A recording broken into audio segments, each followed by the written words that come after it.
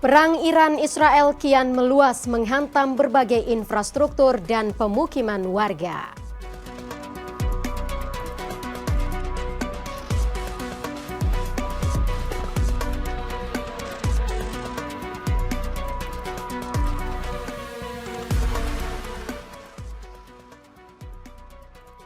Perang Iran-Israel berdampak pada ekonomi global, emas dan minyak mentah terus menguat.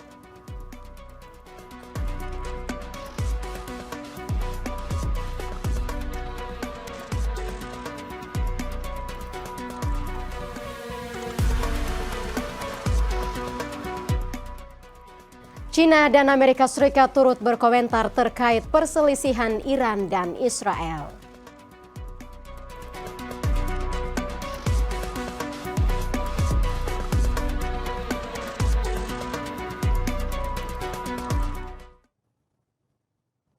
Halo sahabat Kabar Bursa, apa kabar? Anda menyaksikan Kabar Bursa hari ini, edisi 16 Juni 2025, menyajikan berita terkini, informasi pilihan, serta rekomendasi saham. Jadilah yang pertama untuk mendapatkan informasi, analisis mendalam, sinyal harian dan laporan eksklusif mengenai pasar hari ini dengan berlangganan Investor Pro.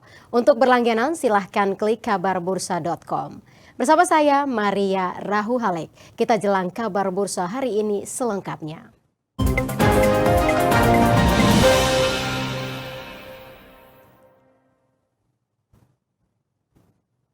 Perang Iran dan Israel memasuki hari ketiga pada Minggu 15 Juni 2025.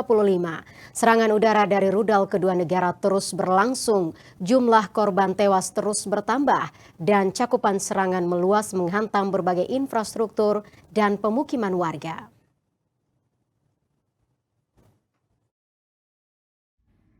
Israel mengisyaratkan belum akan berhenti dalam kampanye menghancurkan fasilitas nuklir Iran. Ini membuat ketegangan di Timur Tengah kian memanas.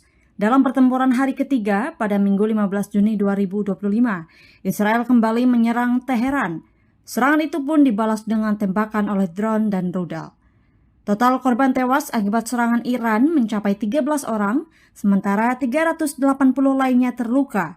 Sementara itu, serangan Israel ke Iran menewaskan 128 jiwa. Militer Israel mengungkapkan telah menyerang lebih dari 80 target di Teheran. Sasarannya mencakup fasilitas militer, instalasi nuklir, gedung pemerintahan, dan infrastruktur minyak. Sementara itu, Garda Revolusi Iran menyatakan telah menyerang lokasi pengisian bahan bakar jet tempur Israel. Kekhawatiran meluasnya perang Iran-Israel ini semakin nyata. Namun, Menteri Luar Negeri Iran Syed Abbas Araghchi mengatakan negaranya sama sekali tidak berniat memperluas konflik ke negara lain atau kawasan Asia Barat. Pernyataan itu disampaikan Araghchi dalam pertemuan dengan para duta besar dan perwakilan asing di Iran. Araghchi juga menjelaskan bahwa Iran tidak memulai perang. Agresi Israel memaksa Iran untuk mempertahankan diri. Ia juga menjelaskan Iran sedang melaksanakan jalur diplomasi terkait program nuklirnya. Di sisi lain, Araghchi mengecam serangan Israel terhadap fasilitas gas utama di sepanjang pantai Teluk. Ia memperingatkan setiap aktivitas militer di perairan strategis itu bisa melibatkan seluruh kawasan, bahkan dunia.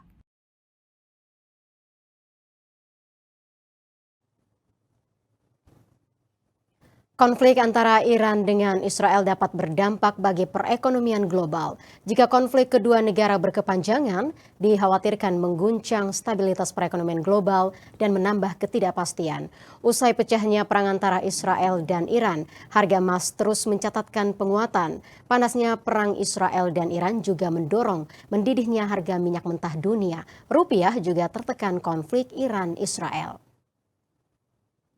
Hingga Minggu 15 Juni 2025, Iran dan Israel masih saling serang. Konflik kedua negara ini dapat mengganggu perekonomian global. Jika konflik Iran dengan Israel berkepanjangan, dikhawatirkan dapat mengguncang stabilitas perekonomian global dan menambah ketidakpastian. Usai pecahnya konflik Iran-Israel, harga emas terus mencatatkan penguatan. Eskalasi Iran-Israel memicu tawaran safe haven sehingga dapat memacu harga emas semakin melejit. Pada perdagangan Senin pagi 16 Juni 2025, harga emas dunia bergerak naik. Harga emas dunia di pasar spot tercatat $3.435 Amerika per troy ounce, naik 0,07% dibandingkan penutupan perdagangan akhir pekan lalu. Harga emas terus melonjak usai investor beralih ke aset safe haven menyusul serangan udara Israel terhadap Iran, yang memicu kembali kekhawatiran akan konflik yang lebih luas di Timur Tengah. Selain emas, panasnya perang Israel dengan Iran juga mendorong melejitnya harga minyak mentah dunia. Harga minyak mentah jenis Brent naik 5%. Brent dianggap sebagai standar internasional untuk harga minyak. Kemudian kontrak berjangka minyak melonjak lebih dari 13% pada satu titik, mencapai level tertinggi sejak Januari. Lalu harga minyak mentah atau WTI melonjak lebih dari 6% yang diperdagangkan di atas $73 Amerika per barrel. Harga minyak melonjak sebagai respon terhadap kekhawatiran akan gangguan pasokan di Timur Tengah. Selat Hormuz menjadi satu-satunya jalur untuk mengirim minyak keluar dari Teluk Persia. Jika Selat Hormuz terlibat dalam konflik Iran-Israel dan mengalami penutupan, maka distribusi minyak dunia akan terganggu. Selanjutnya, konflik Iran-Israel juga membuat pasar saham Amerika Serikat turun.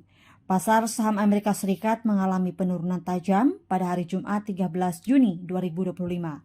Penurunan seiring dengan meningkatnya ketegangan Iran-Israel. Dow Jones Industrial Average turun lebih dari 500 poin atau sekitar 1,3%. S&P 500 turun hampir 1%. Nasdaq 100 anjlok sekitar 1,1% dengan saham teknologi seperti Nvidia dan Tesla yang memimpin penurunan. Penjualan besar-besaran dimulai dalam perdagangan prapasar dan semakin meningkat seiring munculnya informasi tentang eskalasi aktivitas militer antara Iran dan Israel. Dari dalam negeri, konflik Iran-Israel juga membuat rupiah terperosok pada perdagangan hari pertama pekan ini, Senin 16 Juni 2025. Rupiah spot dibuka melemah 0,09% di level 16.310 rupiah per dolar Amerika Serikat. Pelemahan rupiah mengikuti gelombang kemerosotan yang melanda mayoritas mata uang di kawasan Asia. Apabila jatuh lagi, rupiah berpotensi melemah lanjutan dengan menuju level 16.400 rupiah per dolar Amerika Serikat hingga 16.450 rupiah per dolar Amerika Serikat sebagai support terkuat. Pelemahan rupiah terutama akibat ketidakpastian yang kembali besar akibat tensi Iran-Israel. Para pelaku pasar mengkhawatirkan gangguan suplai minyak dunia akibat langkah agresif Israel yang menyerang ladang minyak Iran di Teluk Persia yang memicu penghentian aktivitas produksi. Perang antara Iran dengan Israel kian memanas dan menimbulkan kekhawatiran dunia. China dan Amerika Serikat turut berkomentar terkait perselisihan kedua negara. Eskalasi ketegangan antara Iran dengan Israel terus meningkat. Konflik diawal dengan gelombang serangan besar-besaran Tel Aviv terhadap lebih dari 200 target nuklir dan militer di berbagai wilayah Iran pada hari Jumat 13 Juni 2025. China menganggap serangan Israel tersebut melanggar kedaulatan Iran. Pemerintah China merespon keras serangan rudal militer Israel ke kota Teheran dan mengutuk tindakan itu sebagai pelanggaran kedaulatan Iran. Utusan China untuk PBB Fu Chong mengungkapkan, China mengutuk pelanggaran Israel terhadap kedaulatan, keamanan, dan integritas teritorial Iran, serta menentang meningkatnya konflik dan meluasnya bentrokan.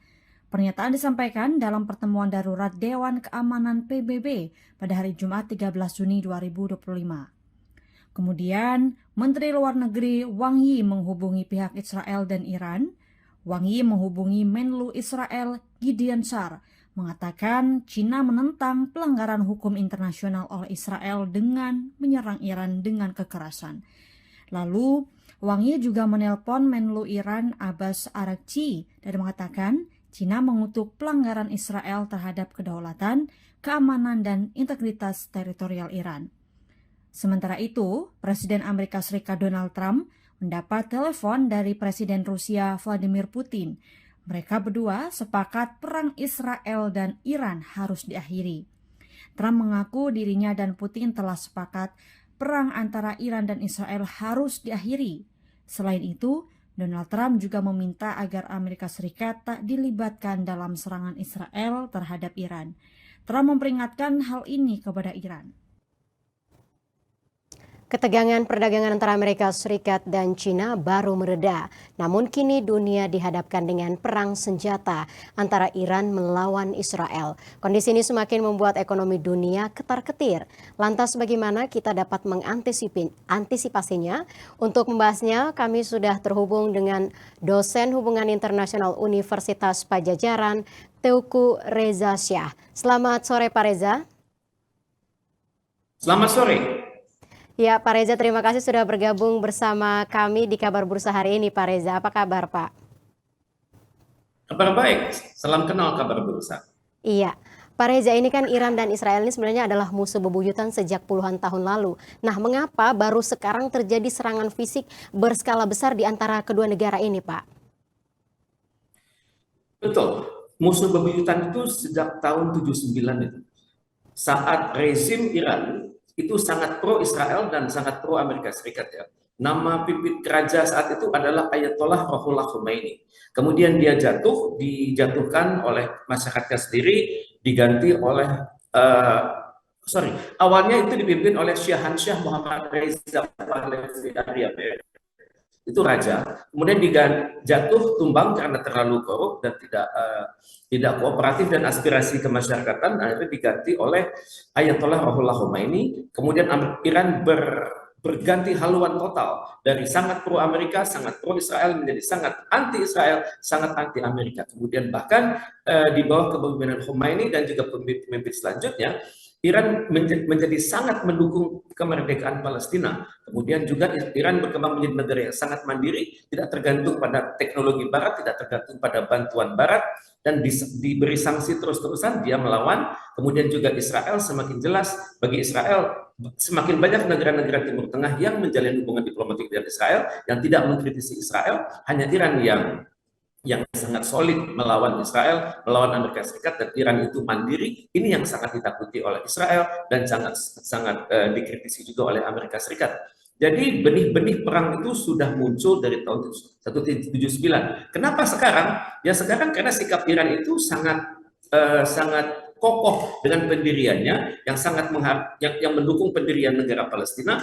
Dan Iran, konon, kalau dilihat dari perspektif Israel, Iran sudah memiliki teknologi yang luar biasa, memiliki teknologi nuklir walaupun untuk tujuan damai. Dalam bayangan Israel, suatu teknologi sesipil apapun itu punya potensi bergerak menjadi kekuatan militer. Jadi sebelum hal ini terjadi, Israel melakukan serangan pendahuluan. Secara teori ini namanya adalah preemptive strike. Sudah dilakukan oleh Israel di masa lalu tahun 1982 ketika Israel menyerang instalasi nuklir Irak, dan ini adalah serangan kedua yang dilakukan oleh Israel untuk negara di Timur Tengah. Jadi apa yang akan terjadi selanjutnya, saya sangat berharap masih ada peluang diplomasi untuk bertindak. Beberapa hari ke depan Presiden Indonesia Bapak Prabowo Subianto akan berkunjung ke Rusia, dan saya sangat berharap dari kunjungan Bapak Presiden Prabowo Subianto ini akan terjalin inisiatif-inisiatif baru di Perserikatan Bangsa-Bangsa, ataupun kedua pemimpin ini langsung berhubungan dengan pihak-pihak yang bertikai di Timur Tengah. Ya, Pak Reza, kalau kita melihat tuduhan Israel terhadap program nuklir Iran dan klaim Iran bahwa Israel ini adalah musuh bangsa Arab dengan politik Zionisnya, bagaimana Anda menganalisis inti dari konflik ini, Pak?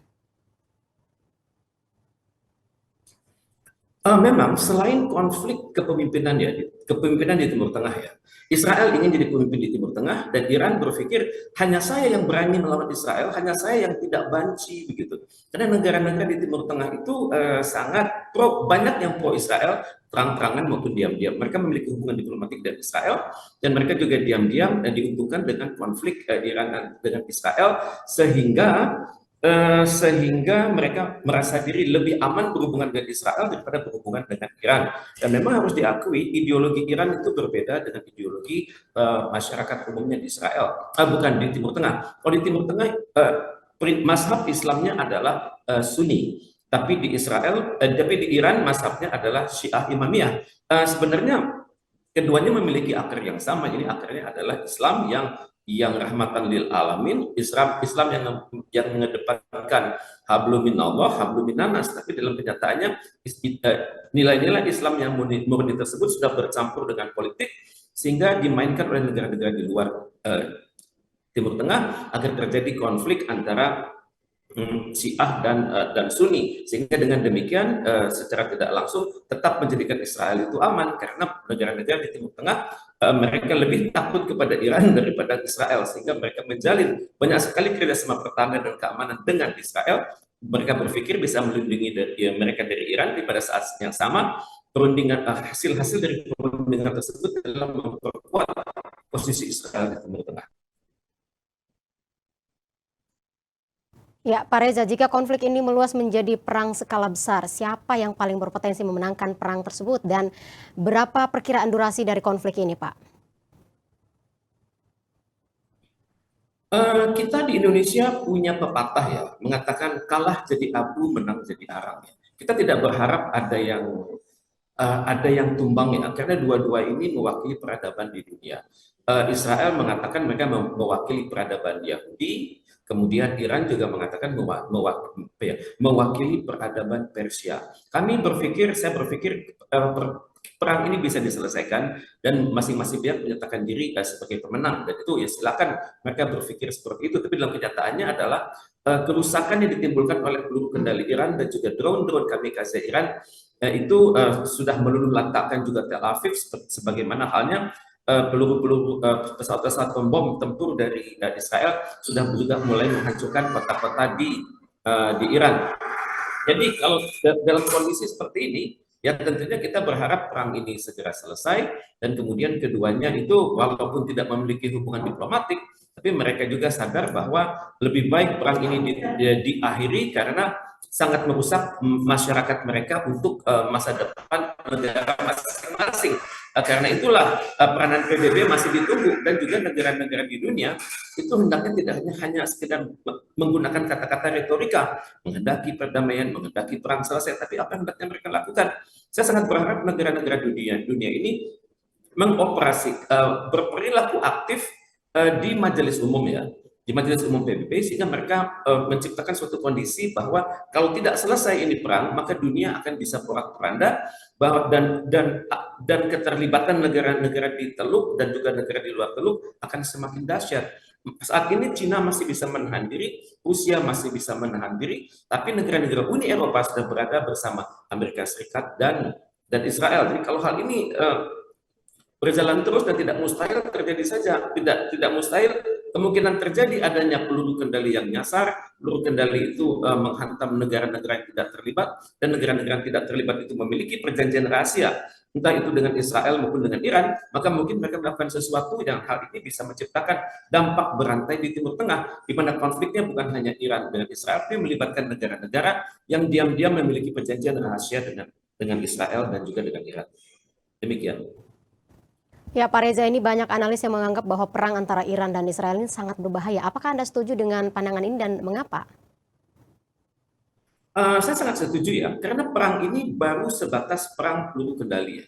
Perang antara peluru kendali, kemudian perang peluru kendali melawan jet tempur, kemudian juga melibatkan teknologi tinggi, betul. Tapi yang dunia masih khawatirkan adalah perang ini bisa merembet. Salah satu bisa memblokade Red Sea, memblokade Strait of Hormuz, memblokade Persian Gulf, memblokade Caspian Sea, dan memblokade Gulf of Oman. Ataupun kalau tidak memblokade, mereka menempatkan instalasi-instalasi militer di sekitar itu. Maka ini akan sangat berdampak pada kelancaran pergerakan barang dan jasa, di mana terdapat resiko di mana barang dan juga produk-produk energi, bahan makanan, kemudian minyak dan gas, itu menjadi tidak ada jaminan mereka itu akan tiba gitu. Kalaupun tiba mungkin dalam keadaan tidak utuh. Kemudian asuransi juga semakin naik harganya karena resikonya sangat besar, karena asuransi harus kembali menjalin kerjasama dengan negara-negara yang akan yang perairannya dilewati oleh barang-barang dari Eropa ke Timur Tengah ke Eropa, Timur Tengah ke Asia, dari Asia ke Timur Tengah. Jadi keadaan ini menciptakan ketakutan luar biasa dari dunia usaha, kemudian juga harga minyak cenderung menaik. Kita lihat saat ini asalnya harga minyak itu masih 45 US dollar sampai 50 US dollar per barrel, konon sudah mencapai 65 sampai 75 barrel per hari ini. Dan juga kita melihat pasar saham goncang. Tadi sudah dikatakan Dow Jones sudah goncang. Pada saat yang sama juga Hang Seng akan goncang, Nasdaq akan goncang, Tokyo akan goncang, juga London goncang. Dan kalau sudah berantai, ini akan menciptakan ketakutan ekonomi. Tidak mustahil ini dampaknya lebih dahsyat daripada krisis ekonomi tahun 1998 dulu. Kita di Indonesia masih ingat apa yang terjadi pada saat itu. Jadi dalam hal ini negara-negara akan berkembang menjadi semakin egoistik ya. Mereka lebih menomorsatukan pembangunan mereka, lebih mempersatukan ketersediaan supply bagi mereka, dan juga mulai mengingkari janji-janji multilateralisme yang sudah ada selama ini. Jadi negara akan cenderung menjadi lebih egois, kemudian dalam teori mengatakan the survival of the fittest, bahwa resikonya adalah kalau negara tidak mampu mengelola dalam negeri dengan baik, di tengah suasana seperti ini, rezim manapun bisa goncang. Dan ini yang sangat ditakuti oleh banyak negara sekaligus. Ya Pak Reza, kita ini sama-sama tahu bahwa perang tentu selalu membawa dampak negatif bagi semua pihak. Nah, menurut Anda dampak paling signifikan apa yang akan dirasakan baik oleh pihak yang menang maupun oleh yang kalah jika konflik ini terus berlanjut, Pak? Per hari ini kita belum bisa menentukan dengan pasti siapa yang menang, siapa yang kalah ya. Tapi yang kita lihat adalah Iran mulai mendapatkan simpati dari seluruh dunia, dari banyak negara di dunia. Kemudian Israel dan Amerika Serikat terlibat dalam koalisi, maka Amerika Serikat dan Israel dapat dikatakan oleh banyak negara sebagai part of the problem dan bukan part of the solution. Dan Iran juga masih dianggap, are you the part of the solution or are you remains the problem? Dan untuk itu ya yang kemungkinan besar terjadi adalah siapapun yang menang maupun kalah, mereka akan berhadapan dengan biaya perbaikan yang luar biasa, kemudian permusuhan yang terus-menerus. Saat ini Iran menganggap Amerika Serikat dan Israel itu adalah setan ya. Kalau kita merujuk pada statement-statement masyarakat, Amerika Serikat itu dinilai sebagai the great Satan atau setan besar, atau Syaitanul Akbar bahasa Arabnya, sedangkan Israel disebut sebagai setan kecil atau namanya Syaitanul Asghar. Sedangkan Amerika Serikat dan Israel menganggap Iran itu adalah biang terorisme di seluruh dunia. Jadi kalaupun ada yang perang ini selesai, saya pikir seperti pepatah kita mengatakan kalah jadi abu, menang jadi arang, dua-duanya akan rugi untuk jangka panjang. Dan yang akan terjadi selanjutnya adalah rekonstruksi. Bukan hanya kita bisa rekonstruksi infrastruktur, tapi juga rekonstruksi pemerintahan, rekonstruksi militer, rekonstruksi intelijen, dan juga rekonstruksi dari bagaimana mereka berhubungan dengan negara-negara lain. Karena selama perang ini terjadi, sudah banyak kontrak-kontrak bisnis yang hilang, sudah banyak kesepakatan yang tidak dapat dilakoni, dan sudah banyak skenario kawan jadi lawan, lawan jadi kawan, dan sebagainya. Di hal ini yang harus dibenahi oleh masing-masing negara tersebut. Dan untuk itu saya sangat berharap kunjungan Presiden Prabowo Subianto ke Rusia dalam beberapa hari ke depan itu akan menghasilkan suatu draft resolusi, baik resolusi di Majelis Umum maupun resolusi di Dewan Keamanan PBB. Karena sampai hari ini tidak banyak negara yang bisa diharapkan untuk membantu penyelesaian perdamaian. Amerika Serikat sudah tidak bisa diharapkan lagi oleh dunia karena Amerika Serikat merupakan bagian dari perang itu sendiri. Rusia diharapkan bisa bisa mencegah ya, paling tidak menekan kedua negara tersebut bahwa kalau hal ini berlanjut maka akan menciptakan krisis yang berkepanjangan di Timur Tengah, dan sekali krisis itu terjadi maka ini gelombangnya akan berdampak dahsyat ke seluruh dunia dan tidak banyak negara yang bisa meyakinkan kedua negara tersebut. Skenario terburuk jika perang ini terus meluas, terutama untuk Indonesia sendiri itu seperti apa, Pak? Skenario terburuk bagi Indonesia adalah sirkulasi energi menjadi semakin mahal, kemudian juga investasi negara-negara dari Timur Tengah itu akan lebih digunakan untuk rekonstruksi di dalam negeri mereka, dan juga ini penyadaran bagi Indonesia bahwa pertahanan masa depan itu adalah pertahanan udara. Kalau saat ini kita masih berpikir pertahanan rakyat semesta yang mengandalkan keluar biasaan integrasi antara TNI dan masyarakat, kemudian ke depan kita harus berpikir perang masa depan itu adalah perang teknologi, Maka untuk itu sudah tiba saatnya Indonesia membangun air power sedemikian rupa, dan untuk membangun air power tersebut kita harus berpikir tidak boleh mengandalkan satu negara saja. Kita harus secara khusus melakukan sintesa teknologi tersebut, dan untuk itu idealnya adalah kita memiliki ketahanan nasional di bidang pertahanan, tidak perlu tergantung pada negara manapun, karena kita lihat saat ini dari perang di Timur Tengah dan juga di perang di antara India dan Pakistan, itu kelihatan bahwa teknologi yang selama ini dianggap paling unggul ternyata bermasalah. Kemudian teknologi yang lebih sederhana seperti drone kamikaze itu ternyata bisa menghasilkan manfaat yang luar biasa bagi Iran. Dan ini terus terang dalam perang ini terjadi suatu keadaan yang tidak seimbang. Israel memiliki pesawat fighter jets F-35 stealth, dan Iran tidak memiliki pesawat canggih seperti itu, tapi Iran memiliki peluru kendali, kemudian ada juga memiliki drone kamikaze. Jadi ke depan tampaknya Indonesia juga harus berpikir, cukup kita konsentrasi di pertahanan dengan mengandalkan peluru kendali, dan kemudian kita mengembangkan industri drone di dalam negeri, sehingga drone itu bisa juga digunakan sebagai perisai ataupun penyerang atas target-target tertentu di wilayah di sekitar Indonesia. Karena kita bertanggung jawab besar melindungi segenap bangsa Indonesia dan kepada rakyat Indonesia, kita perlu berperilaku sangat aktif di perairan nasional, berperilaku sangat aktif juga di dalam economic exclusive zone dari Indonesia sendiri. Ini adalah pelajaran antara lain yang hendaknya diambil oleh pemerintah Indonesia. Ya, Pak Reza, ini kan lonjakan harga minyak juga dikhawatirkan bisa membebani subsidi BBM, otomatis belanja negara akan membengkak. Nah, apa yang harus dilakukan oleh pemerintah kita saat ini, Pak? Memang ini sesuatu hal yang sangat tidak kita duga ya. Dan APBN kita tidak berpikir keadaan akan terjadi seperti itu. Kita selama ini masih berpikir keadaan itu kalaupun terjadi, maka kontraksi itu tidak sedahsyat yang kemungkinan terjadi saat ini. Dan untuk itu ya idealnya kita mengupayakan ketahanan ekonomi nasional, ketahanan energi nasional. Antara lain untuk tidak lagi tergantung pada minyak. Cukup kita punya minyak dari dalam negeri, kita gunakan untuk diri kita sendiri, tapi juga kita hendaknya berpikir mengoptimalkan energi alternatif. Energi panas bumi, energi angin, kemudian energi dari laut, kemudian energi yang berbasis teknologi tinggi yang sumber daya alamnya itu ada di Indonesia. Kita hendaknya berpikir juga tentang mengoptimalkan rare earth kita, karena kalau terlalu banyak kita mengandalkan energi minyak itu dampaknya seperti sekarang, dan tidak mustahil dalam beberapa hari ke depan harga minyak dalam negeri akan naik, kemudian harga-harga yang harus dibayar untuk pembangunan itu juga akan naik. Jadi untuk itu saya sangat berharap Indonesia menjadikan krisis di Timur Tengah ini sebagai suatu pembelajaran bahwa kita harus mengedepankan prinsip-prinsip ketahanan nasional, ketahanan ekonomi, dan ketahanan energi. Untuk itu lembaga-lembaga pendidikan di Indonesia hendaknya benar-benar berbasis sains dan teknologi, dan kita hendaknya memperbanyak ahli-ahli di bidang pertambangan, di bidang perminyakan, di bidang energi, sehingga kita bisa menjadi tuan di negeri kita sendiri, dan kita menjadi kekuatan yang handal dalam urusan energi dan dalam urusan penggunaan energi tersebut.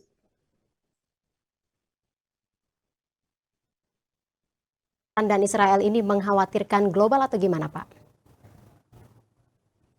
Ya, dunia khawatir ya, bahwa kalau kedua pihak ini tidak bisa menahan diri, maka akan ada penggunaan senjata nuklir dari salah satu pihak ya. Iran mengatakan tidak memiliki kekuatan nuklir tersebut, karena kalaupun ada energi nuklir dia digunakan untuk tujuan damai untuk tujuan transportasi, untuk tujuan industrialisasi, dan juga untuk tujuan kesehatan pertanian ya.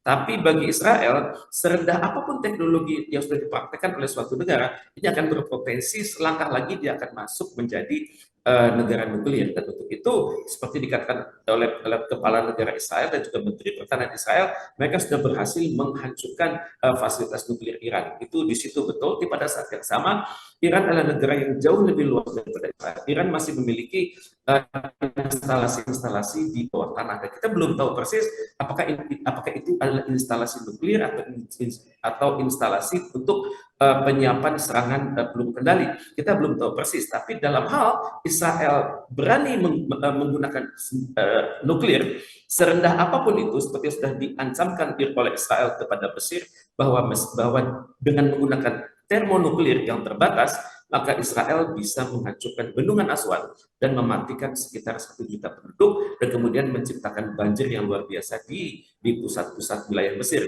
Ya, Israel punya kemampuan itu, saya tidak tahu apakah Iran punya kemampuan itu, tapi sekali sebuah senjata nuklir digunakan, kita memiliki referensi kan.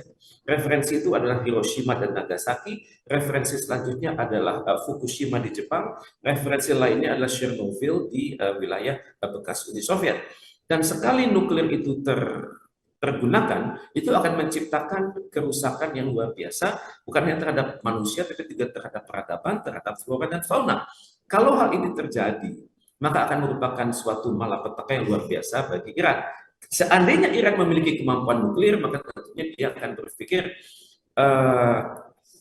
saya tidak mau peradaban saya hancur, kemudian pada saat yang sama peradaban lawan saya harus hancur, karena bagi masyarakat Iran yang dalam benak mereka sekarang, mereka sangat setia pada pemimpin mereka, ya pemimpin Ali Khamenei dan juga Presiden Iran, dan mereka berdua ini memiliki statement yang sama dalam hanya perbedaan menit. Intinya adalah rakyat Iran siap mempertahankan marwah mereka, dan untuk itu mereka sudah menyatakan kesetiaannya kepada pemimpin Iran. Dan untuk itu dalam mazhab Iran ini namanya adalah marja'i taklid, ya. Apa yang dikatakan oleh pemimpin akan saya ikuti. Sementara di Israel kita masih melihat adanya berbagai demonstrasi yang menentang pemerintahan Netanyahu. Dalam kondisi seperti ini saya pikir Israel ingin cepat-cepat mengalahkan Iran, dan Iran juga ingin cepat-cepat mengatakan kepada dunia, jangan sembarangan menghadapi kami karena penduduk kami sekian puluh juta, dan kami solid di bawah kepemimpinan Ayatollah kami, dan kami siap mempertahankan marwah kami di muka bumi ini. Kami mewarisi sejarah Persia yang sudah ribuan tahun. Ya, baik. Terima kasih Pak Reza untuk waktu dan analisisnya di Kabar Bursa hari ini. Sehat dan sukses selalu Pak Reza. Terima kasih. Sampai jumpa kembali. Penutupan hari pertama pekan perdagangan IHSG bertengger di zona merah. Pelemahan IHSG dibayangi tensi panas konflik Israel dan Iran, serta hitung mundur menuju keputusan Bank Indonesia pekan ini. Sempat menguat, indeks harga saham gabungan justru berbalik arah dan berakhir di zona merah pada perdagangan Senin ini. Pelemahan terjadi saat bursa regional justru menghijau. Indeks ditutup turun 0,68% ke level 7.117,59. Sentimen datang dari sisi global di mana pasar terdampak dinamika konflik bersenjata antara Israel dan Iran. Tensi panas konflik Israel dan Iran akan berpengaruh pada proyeksi kebijakan moneter Bank Sentral Amerika Serikat atau The Fed, khususnya terkait arah suku bunga ke depan. Dinamika perang dagang juga masih menjadi sentimen yang memengaruhi pergerakan pasar. Pelaku pasar berharap The Fed mempertimbangkan tekanan inflasi agar bersikap lebih dovish untuk menentukan pelonggaran moneter tahun ini. Dari sentimen domestik, pasar menghitung mundur menuju keputusan Bank Indonesia menerapkan suku bunga acuan Selasa pekan ini. Sebelumnya, BI telah memangkas suku bunga acuan menjadi 5,50% pada periode Mei 2025. PT Aneka Tambang atau Antam mengakui adanya kesalahan dalam aktivitas pertambangan PT GAC Nikel. Sementara PT Pertamina Geothermal Energi berhasil melakukan sinkronisasi terhadap pembangkit listrik tenaga panas bumi pada proyek Lumut Balai 2. Dan PT Medco Energi Internasional mengumumkan keberhasilan lifting minyak perdana dengan produksi awal mencapai 10.000 barel minyak per hari. Selengkapnya kami rangkum dalam sekilas emiten. Kisruh tambang nikel. PT Aneka Tambang atau Antam mengakui aktivitas tambang PT GAC Nikel belum sepenuhnya sesuai ketentuan. GAC Nikel menjadi satu-satunya perusahaan yang izin usaha pertambangan nikelnya di Raja Ampat tidak dicabut pemerintah. Direktur Utama Antam, Ahmad Ardianto mengakui ada sejumlah kesalahan yang perlu diperbaiki dan tengah menanti arahan dari pemerintah. Kontribusi PT GAC Nikel terhadap pendapatan konsolidasi Antam dinilai masih kecil, di bawah 10%. Sebagian besar pendapatan perusahaan sekitar 70% masih berasal dari penjualan emas. Teranyar, GAC Nikel berencana mengajukan revisi RKAB, menaikkan target produksi biji nikel menjadi 4 juta watt metrik ton pada 2026 di konsesi tambang yang berlokasi di Pulau GAC, Kabupaten Raja Ampat, Papua Barat Daya. Setelah melalui serangkaian pengujian teknis, PT Pertamina Geothermal Energy atau PGEO berhasil melakukan sinkronisasi terhadap pembangkit listrik tenaga panas bumi atau PLTP pada proyek Lumut Balai 2. Sinkronisasi dilakukan terhadap 10% dari total daya terpasang di Lumut Balai 2 mencapai total 55 MW. Menjadi upaya menuju tahap operasi komersial Lumut Balai 2 yang ditargetkan berlangsung pada Juni ini. Direktur Operasional Pertamina Geothermal Ahmad Yani menerangkan, dengan sinkronisasi PGEO akan mulai melakukan penyaluran listrik ke jaringan PLN. Menandai dimulainya kontribusi proyek ini terhadap kinerja keuangan perseroan. Jika sesuai target, PLTP Lumut Balai 2 akan berkontribusi terhadap penambahan kapasitas panas bumi di area Lumut Balai. Nantinya, total kapasitas di area tersebut akan mencapai 110 MW. Diproyeksikan unit ini bakal memproduksi sekitar 481 GW listrik per tahun. PT Medco Energi Internasional atau MEDC mengumumkan keberhasilan lifting minyak perdana dari lapangan migas Forel yang berlokasi di daerah South Natuna Sea Block B. Produksi awal lapangan ini mencapai 10.000 barel minyak per hari. Seluruh volume ditampung di fasilitas FPSO Marlin Natuna sebelum dikirimkan ke pembeli. FPSO Marlin Natuna merupakan proyek konversi kapal tanker pertama yang dikerjakan di Indonesia langsung oleh para anak bangsa. Direktur and Chief Operating Officer MEDC, Ronald Gunawan menyatakan, pencapaian ini merupakan hasil kolaborasi erat dengan pemerintah dan SKK Migas. Penerapan prinsip keberlanjutan dan keunggulan operasional menjadi bagian dari posisi strategis Medco Energi sebagai perusahaan energi terintegrasi di Asia Tenggara. Musim pembagian dividen masih berlangsung. Pada Senin 16 Juni 2025, ada 5 emiten yang memasuki masa kumulatif date. Kumulatif date atau cum date sendiri dimaknai sebagai hari terakhir yang menentukan bagi investor untuk mendapatkan dividen atas saham. Dan berikut kita simak daftarnya.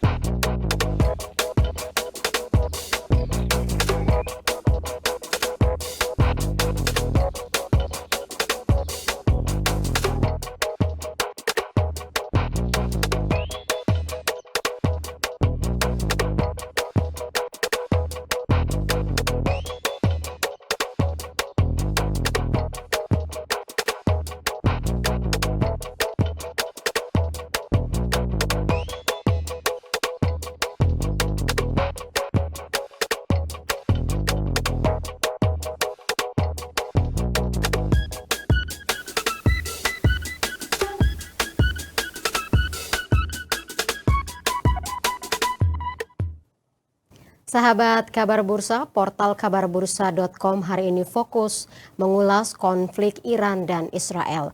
Perang antara Israel dan Iran dinilai bisa menjadi batu sandungan untuk pasar global, tak terkecuali indeks harga saham gabungan atau IHSG. Peningkatan ketegangan itu dikhawatirkan akan mengganggu pasokan energi global, mengingat Iran merupakan produsen minyak mentah terbesar ke-9 di dunia dengan output hampir 4 juta barrel per hari. Lantas seperti apa ulasan redaktur kabarbursa.com? Langsung saja kita ngobrol bersama redaktur pelaksana Pram Irfan Datu. Halo, selamat sore Pram. Selamat sore. Ya, Pram, ini seperti apa ulasan dari redaksi Kabar Bursa mengenai dampak perang antara Iran dan Israel pada pasar keuangan kita, Pram? Kalau dari kami redaksi melihatnya ini dari sesi momen konsolidatif ya. Jadi artinya pada pekan ini IHSG cenderungnya mengalami koreksi gitu ya kan. Terus bagaimana fase atau potensi yang bergerak ke depannya seperti apa, kita masih menunggu juga ketegangan Timur Tengah dan tentunya juga beberapa katalis yang lain seperti ada suku bunga terkait dengan The Fed dan Bank Indonesia itu yang menjadi satu indikator ketidakjelasan geopolitik secara internasional. Ya, Pram, menurut catatan redaksi sendiri sebenarnya seberapa besar potensi minyak mentah dari Iran ini sendiri? Ya, ini tentu saja bakal memberikan efek kepada kenaikan harga minyak gitu ya. Yang kita ketahui secara geografisnya juga pantai lepas Iran itu memang secara global dilewati kapal-kapal minyak, tanker minyak secara global hingga 20% gitu ya. Dari 10 kapal yang lewat, 2 mau nggak mau harus lewat Iran, dan itu juga salah satu jadi sebuah efek yang bakal kedepannya harga minyak juga bakal bisa mencapai lumayan meningkat lah, lumayan naik gitu ya, karena kebutuhan dan kondisi geopolitik itu sendiri.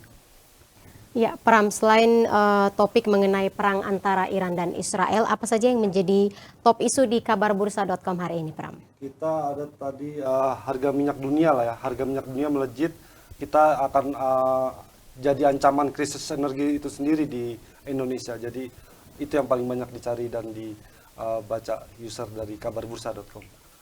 Itu kalau untuk pemirsa yang ingin membaca itu di mana, Pram?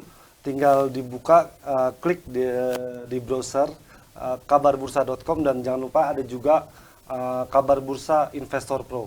Di situ bisa dari sahabat Kabar Bursa bisa mencoba try out dulu, karena di situ bakal disuguhi lah ya, pembaca bakal disuguhi bagaimana investasi yang baik secara baik di pasar modal Bursa Efek Indonesia. Baik, terima kasih Pram, selamat bertugas kembali. Presiden Prabowo Subianto dorong kolaborasi strategis antara Temasek Holdings dengan Danantara, kolaborasi untuk memperkuat kerjasama di sektor energi hijau dan pengembangan kawasan industri berkelanjutan.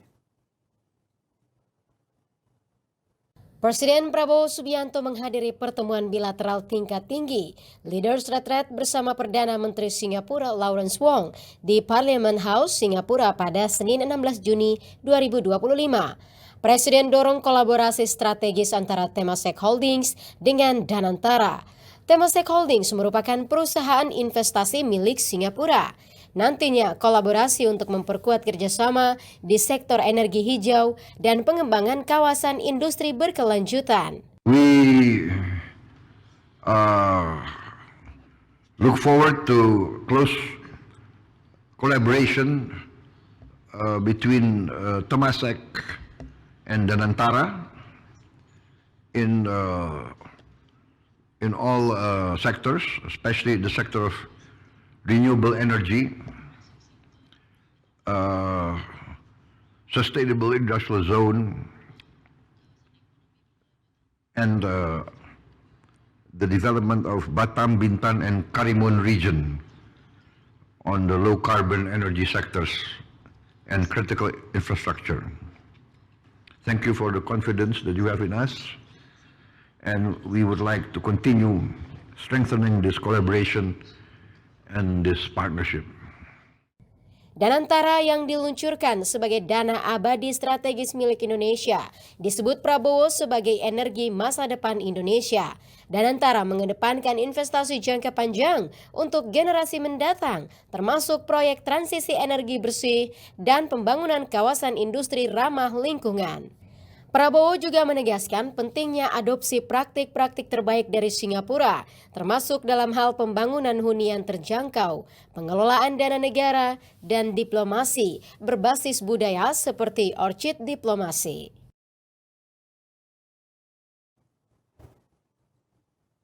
Presiden Amerika Serikat Donald Trump menelpon Presiden Prabowo Subianto pada Kamis malam. Percakapan berlangsung selama hampir 15 menit. Lantas apa yang dibahas kedua pemimpin negara? Berikut informasinya. Presiden Prabowo Subianto menerima sambungan telepon dari Presiden Amerika Serikat Donald Trump pada Kamis malam. Momen tersebut diunggah dalam akun Instagram pribadinya @prabowo. Berdasarkan keterangan Sekretariat Kabinet, kedua pemimpin saling menanyakan kabar serta perkembangan terkini baik di Amerika maupun di Indonesia. Dalam percakapan selama hampir 15 menit tersebut, Prabowo menyampaikan ucapan selamat kepada Trump atas terpilihnya kembali menjadi Presiden Amerika. Keduanya juga sepakat untuk terus meningkatkan kerjasama antara Indonesia dan Amerika Serikat, serta menegaskan dukungan terhadap perdamaian global. Sebelumnya, Prabowo sempat mengatakan ingin bertemu Trump untuk membahas perang dagang yang semakin memanas antara Amerika Serikat dan China. Pembicaraan terakhir via sambungan telepon antar keduanya pada 11 November 2024 lalu. Menteri Koordinator Bidang Perekonomian Airlangga Hartarto memberi sedikit bocoran terkait poin pembicaraan Presiden Prabowo dengan Presiden Amerika Serikat Donald Trump. Meski tak merinci detail poin yang dibahas, namun Airlangga menyinggung soal kelanjutan negosiasi tarif resiprokal yang dijatuhkan Amerika Serikat kepada Indonesia.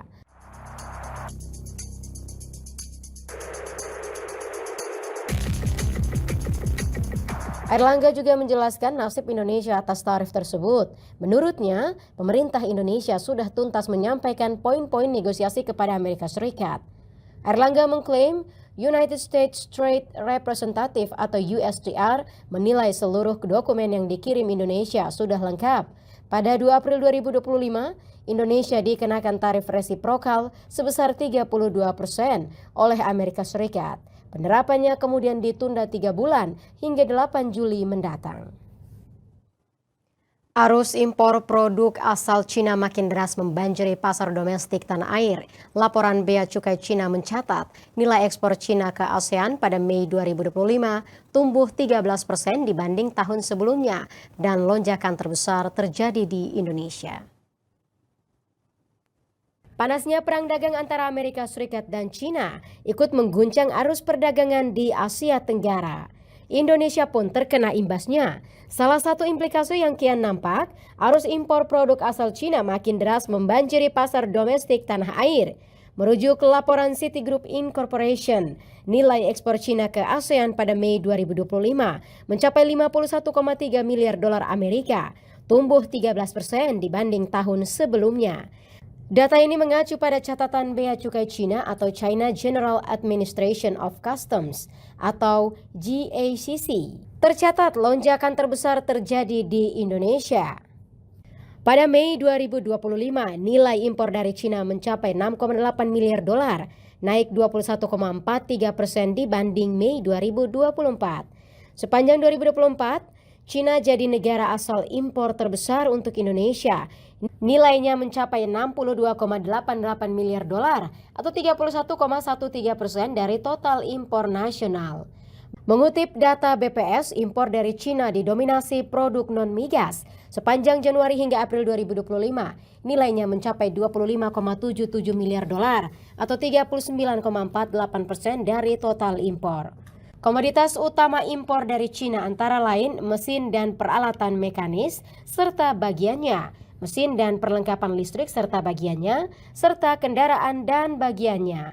Sejak awal 2025, impor dari Cina terus menanjak. Cina masih menjadi negara nomor 1 asal impor Indonesia dan berikut rinciannya.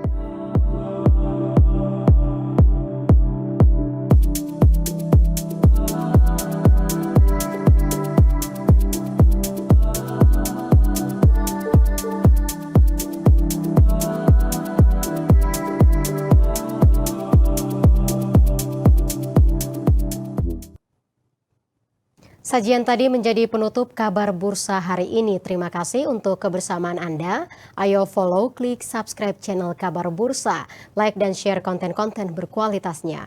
Ikuti berita terkini, analisis dan rekomendasi saham di portal berita kabarbursa.com dan jadilah yang pertama untuk mendapatkan informasi, analisis mendalam, sinyal harian dan laporan eksklusif mengenai pasar hari ini dengan berlangganan Investor Pro. Untuk berlangganan silakan klik kabarbursa.com.